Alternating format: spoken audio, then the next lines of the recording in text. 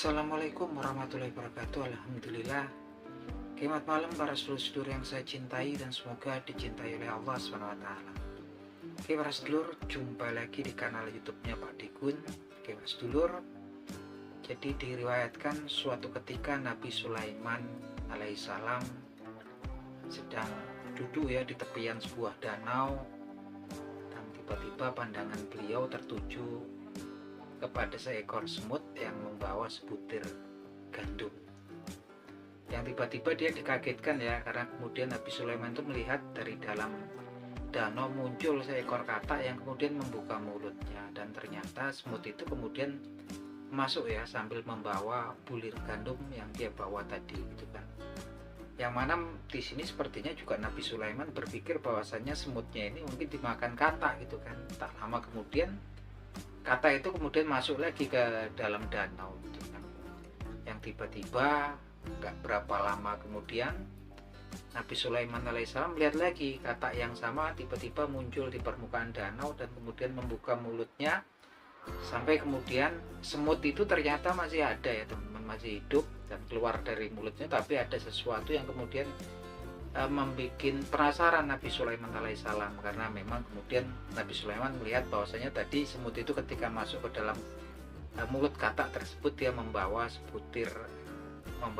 butir gandum, dan ketika keluar dari mulut katak tersebut ternyata dia udah nggak membawa lagi bulir gandum tersebut. Nah teman-teman, karena memang Nabi Sulaiman alaihissalam ini salah satu nabinya Allah SWT yang dikaruniai mukjizat, beliau bisa kemudian berkomunikasi dengan binatang ya, berkomunikasi dengan hewan gitu kan. Dia mengerti bahasa binatang yang kemudian Nabi Sulaiman alaihissalam kemudian dia memanggil ya daripada semut tersebut, dan kemudian dia bertanya kepada semut tersebut, apa yang terjadi dengan kamu gitu kan, tadi kamu membawa butiran gandum kemudian masuk ke dalam mulut katak, masuk dalam danau, tapi kemudian muncul lagi dan kamu masih dalam kondisi selamat, tapi aku lihat engkau nggak membawa butiran gandum yang tadi engkau bawa gitu kan. Dan kemudian semut tersebut kemudian menjawab ya pada Nabi Sulaiman alaihissalam, ya Nabiullah, sesungguhnya di dalam danau yang dalam ini, di dasar danaunya ada sebuah batu yang cekung, dan di dalam batu yang cekung itu dia ada sebuah rongga, yang di dalam rongga itu ada seekor cacing yang buta, yang dia itu nggak kuasa kemudian untuk keluar daripada rongga tersebut untuk mencari makan atau rezeki untuk dirinya gitu kan.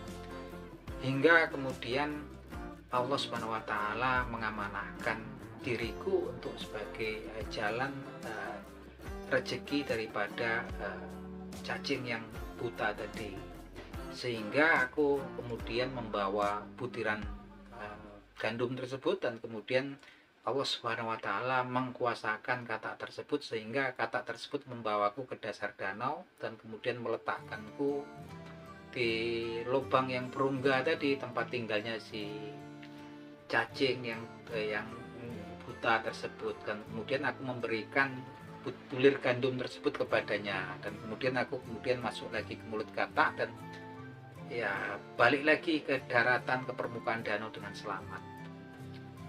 Tiba-tiba terpikirlah kepada Nabi Sulaiman alaihissalam, karena Nabi Sulaiman alaihissalam ini kan mengerti bahasa hewan, dan diberitakan memang semua sebetulnya binatang gitu kan, dan kemudian segala sesuatu yang ada di alam semesta ini melakukan zikir ya dan sholat kepada Allah Subhanahu wa taala. Bahkan diberitakan kalau di Al-Quran tuh burung-burung yang terbang di angkasa itu sungguhnya mereka berzikir dan mereka juga tahu sholat mereka gitu kan. Hanya saja kita nggak mengetahui ya. Dan kemudian Nabi Sulaiman alaihissalam bertanya sama semut itu, kira-kira kamu itu dengar nggak tasbihnya, zikirnya daripada si cacing yang ini tadi, yang buta tadi gitu kan. Dan kemudian si semutnya jawab, oh iya aku tak dengar gitu, aku tahu, aku mendengarkan zikir yang diucapkan oleh si cacing yang buta tadi. Nah zikirnya bunyinya sebagai berikut, Bismillahirrahmanirrahim, ya malayang sani fi jauhi hazihi birahmatik birizkika la tangsa ibadikal mu'minina bi rahmatik, yang artinya sebagai berikut: wahai yat yang tidak melupakanku di kedalaman danau ini dengan rezekimu, aku memohon kepadamu, janganlah engkau lupa kepada hamba-hambamu yang beriman atas rahmat yang untuk memberikan mereka rahmatmu. Nah, teman-teman, ternyata zikirnya ini si cacing yang tunanetra tadi yang nggak ngelihat ini juga sebagian dari zikirnya mensyukuri daripada nikmatnya Allah Subhanahu wa taala yang diberikan kepadanya, sekalipun kemudian dia nggak berdaya ya kemudian untuk keluar dari rongga tadi gitu kan, untuk mencari rezekinya. Dan dia ternyata di akhir zikirnya, di akhir tasbihnya dia mendoakan hamba-hambanya Allah Subhanahu wa taala yang beriman agar Allah Subhanahu wa taala yang tidak melupakan untuk memberikan, menganugerahkan rahmatnya pada hamba-hambanya yang beriman. Nah, teman-teman, kalau kita lihat daripada cerita ini ya, kalau kita lihat di Al-Qur'an juga memang kemudian memang nyambung ya teman-teman, sambungannya sangat kuat sekali ya koneksinya. Karena di surat Hud ayat 6 difirmankan oleh Allah Subhanahu wa taala bahwasanya segala sesuatu makhluk yang melata di permukaan bumi ini ya Allah Subhanahu wa taala yang menanggung rezekinya ya. Ayatnya bunyinya sebagai berikut: Bismillahirrahmanirrahim. Wa ma min dabbatin fil ardi ila alallahi rizquha. Dan enggak satu pun makhluk yang melata di muka bumi ini kecuali rezekinya adalah Allah Subhanahu wa taala yang menanggung. Nah, teman-teman, kenapa saya cerita tentang hal ini? Karena memang kadang-kadang kan kita itu berpikir bahwasannya rezeki itu memang betul-betul atas usaha keras kita, atas usaha kita, kerja keras kita. Bahkan diberitakan sesungguhnya rezeki manusia itu sudah ditentukan takarannya oleh Allah Subhanahu wa taala. Dan bahkan diberitakan bahwasanya rezeki itu mirip dengan ajalnya manusia. Ketika ajal atau kematian manusia datang, dia mau lari, mau sembunyi kemanapun, malaikat maut tetap bisa menemukannya ya, itu kan nggak bisa menghindar. Dan ternyata menurut Nabi Muhammad SAW rezeki pun juga sama gitu kan. Ketika jatah rezeki seseorang, bahkan orang berusaha melarikan diri dari rezekinya, orang tersebut akan tetap dicari ya, sampai juga rezekinya kepada orang tersebut.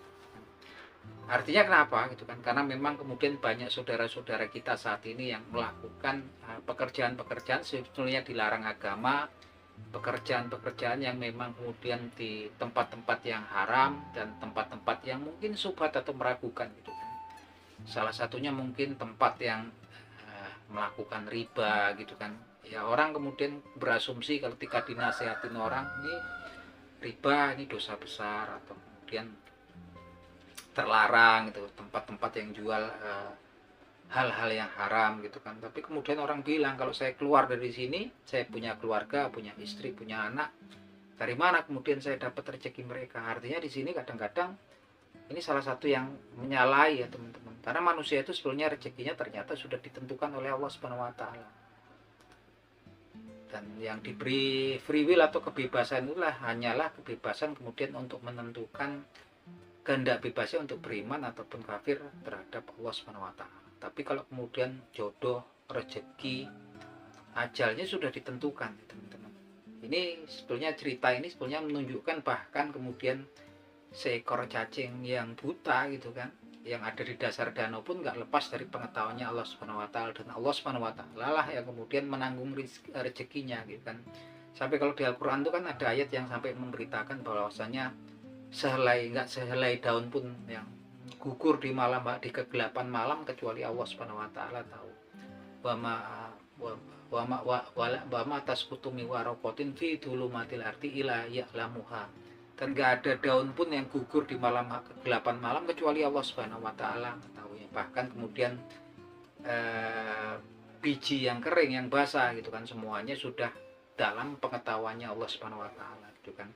Dan kalau kita lihat bahkan cacing yang buta itu pun selain dia kemudian bersyukur atas rezeki dari Allah Subhanahu wa taala, dia mendoakan kepada hamba-hambanya Allah Subhanahu wa taala yang beriman agar Allah Subhanahu wa taala jangan sampai melupakan hamba-hambanya yang beriman dengan rahmatnya gitu kan.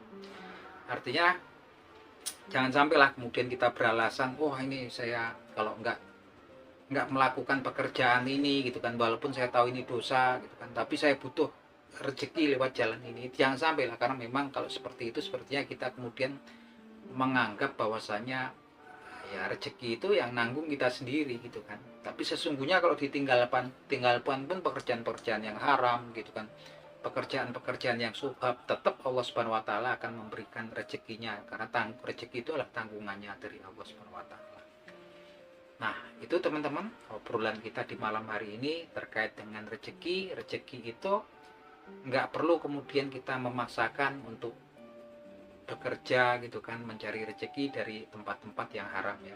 Bahkan Rasulullah SAW setiap dia mau memulai hari-harinya di pagi hari, Rasulullah SAW selalu kemudian memohon 3 permintaan kepada Allah Subhanahu wa taala ya, dalam untayan doa-doanya ya. Beliau nggak pernah meninggalkan doa ini. Diberitakan setiap selesai salat subuh beliau selalu berdoa yang bunyinya sebagai berikut. Bismillahirrahmanirrahim.